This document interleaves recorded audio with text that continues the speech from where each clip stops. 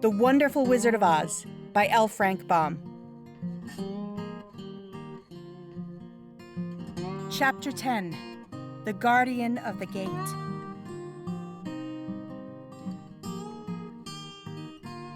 It was some time before the Cowardly Lion awakened, for he had lain among the poppies a long while, breathing in their deadly fragrance. But when he did open his eyes and roll off the truck, he was very glad to find himself still alive. "I ran as fast as I could," he said, sitting down and yawning.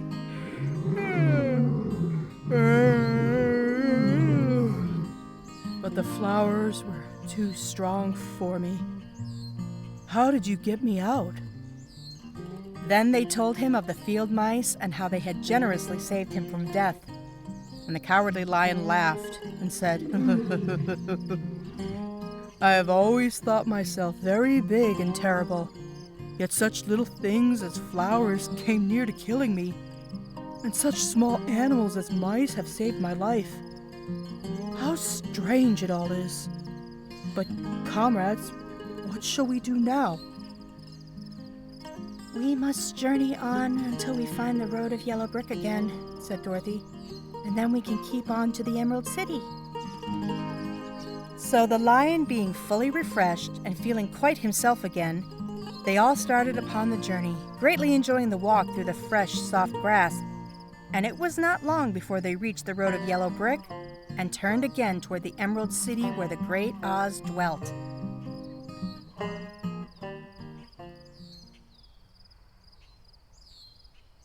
The road was smooth and well paved now, and the country about was beautiful, so that the travelers rejoiced in leaving the forest far behind, and with it the many dangers they had met in its gloomy shades. Once more they could see fences built beside the road, but these were painted green, and when they came to a small house in which a farmer evidently lived, that was also painted green. They passed by several of these houses during the afternoon, and sometimes people came to the doors and looked at them as if they would like to ask questions. But no one came near them nor spoke to them because of the great lion, of which they were very much afraid. The people were all dressed in clothing of a lovely emerald green color and wore peaked hats like those of the Munchkins. "This must be the land of Oz," said Dorothy, "and we are surely getting near the Emerald City." "Yes," answered the Scarecrow. "Everything is green here, while in the country of the Munchkins, blue was the favorite color.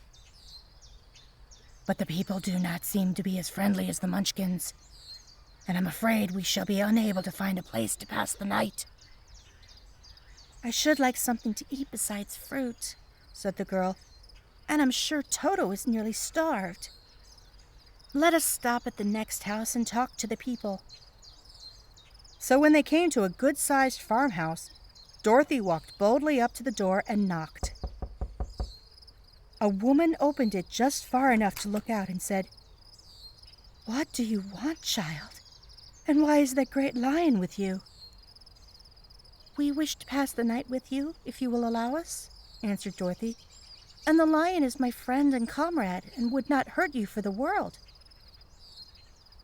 "Is he tame?"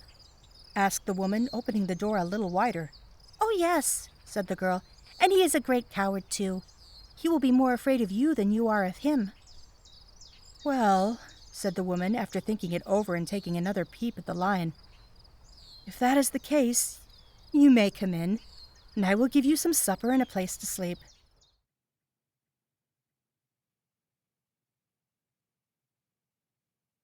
So they all entered the house, where there were, besides the woman, 2 children and a man. The man had hurt his leg and was lying on the couch in a corner. They seemed greatly surprised to see so strange a company, and while the woman was busy laying the table, the man asked, "Where are you all going?" "To the Emerald City," said Dorothy, "to see the great Oz." "Oh, indeed," exclaimed the man. "Are you sure that Oz will see you?" "Why not?" she replied. "Why, it is said that he never lets anyone come into his presence. I have been to the Emerald City many times, and it is a beautiful and wonderful place, but I have never been permitted to see the great Oz. Nor do I know of any living person who has seen him." "Does he never go out?" asked the Scarecrow. "Never. He sits day after day in the great throne room of his palace, and even those who wait upon him do not see him face to face." "What is he like?" asked the girl. "That is hard to tell," said the man thoughtfully. "You see, Oz is a great wizard and can take on any form he wishes, so that some say he looks like a bird, and some say he looks like an elephant, and some say he looks like a cat. To others he appears as a beautiful fairy or a brownie, or in any other form that pleases him. But who the real Oz is, when he is in his own form, no living person can tell." "That is very strange," said Dorothy. "But we must try in some way to see him, or we shall have made our journey for nothing." "Why do you wish to see the terrible Oz?" asked the man. "I want him to give me some brains," said the Scarecrow eagerly. "Oh, Oz could do that easily enough," declared the man. "He has more brains than he needs." "And I want him to give me a heart," said the Tin Woodman. "That will not trouble him," continued the man, "for Oz has a large collection of hearts of all sizes and shapes. And I want him to give me courage," said the Cowardly Lion. "Oz keeps a great pot of courage in his throne room," said the man, "which he has covered with a golden plate to keep it from running over. He will be glad to give you some." "And I want him to send me back to Kansas," said Dorothy. "Where is Kansas?" asked the man with surprise. "I don't know," replied Dorothy sorrowfully, "but it is my home, and I'm sure it's somewhere." "Very likely. Well, Oz can do anything, so I suppose he will find Kansas for you. But first you must get to see him, and that will be a hard task, for the Great Wizard does not like to see anyone, and he usually has his own way.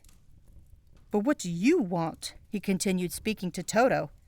Toto only wagged his tail, for, strange to say, he could not speak.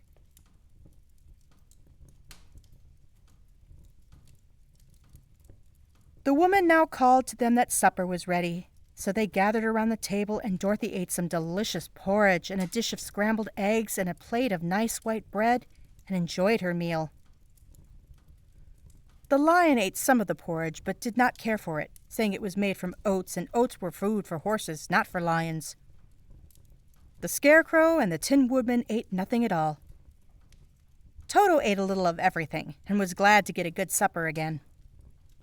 The woman now gave Dorothy a bed to sleep in, and Toto lay down beside her, while the lion guarded the door of her room so she might not be disturbed.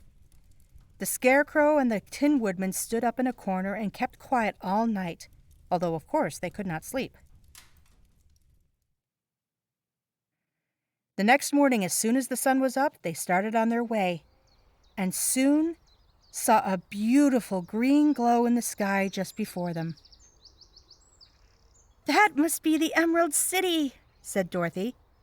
As they walked on, the green glow became brighter and brighter, and it seemed that at last they were nearing the end of their travels. Yet it was afternoon before they came to the great wall that surrounded the city. It was high and thick and of a bright green color. In front of them, at the end of the road of yellow brick, was a big gate, all studded with emeralds that glittered so in the sun that even the painted eyes of the Scarecrow were dazzled by their brilliancy. There was a bell beside the gate, and Dorothy pushed the button and heard a silvery tinkle sound within. Then the big gate swung slowly open, and they all passed through and found themselves in a high-arched room, the walls of which glistened with countless emeralds. Before them stood a little man about the same size as the Munchkins. He was clothed all in green from his head to his feet, and even his skin was of a greenish tint. At his side was a large green box. When he saw Dorothy and her companions, the man asked, "What do you wish in the Emerald City?" "We came here to see the great Oz," said Dorothy. The man was so surprised at this answer that he sat down to think it over. "It has been many years since anyone asked me to see Oz," he said, shaking his head in perplexity. "He is powerful and terrible, and if you come on idle or foolish errand to bother the wise reflections of the Great Wizard, he might be angry and destroy you all in an instant." "But it is not a foolish errand," "Nor an idle one," replied the Scarecrow. "It is important, and we have been told that Oz is a good wizard." "So he is," said the Green Man, "and he rules the Emerald City wisely and well. But to those who are not honest, or who approach him from curiosity, he is most terrible, and few have ever dared to ask to see his face. I am the guardian of the gates, and since you demand to see the great Oz, I must take you to his palace. But first, you must put on the spectacles." "Why?" asked Dorothy. "Because if you did not wear the spectacles, the brightness and glory of the Emerald City would blind you. Even those who live in the city must wear spectacles, night and day. They are all locked on, for Oz so ordered it when the city was first built, and I have the only key that will unlock them." He opened the big box, and Dorothy saw it was filled with spectacles of every shape and size. All of them had green glasses in them. The guardian of the gates found a pair that would just fit Dorothy and put them over her eyes. There were 2 golden bands fastened to them that passed around the back of her head, where they were locked together by a little key that was at the end of a chain the guardian of the gates wore around his neck. When they were on, Dorothy could not take them off had she wished. But of course she did not wish to be blinded by the glare of the Emerald City, so she said nothing. Then the Green Man fitted spectacles for the Scarecrow and the Tin Woodman and the Lion, and even on little Toto, and all were locked fast with the key. Then the guardian of the gates put on his own glasses and told them he was ready to show them to the palace. Taking a big golden key from a peg on the wall, he opened another gate, and they all followed him through the portal into the streets of the Emerald City.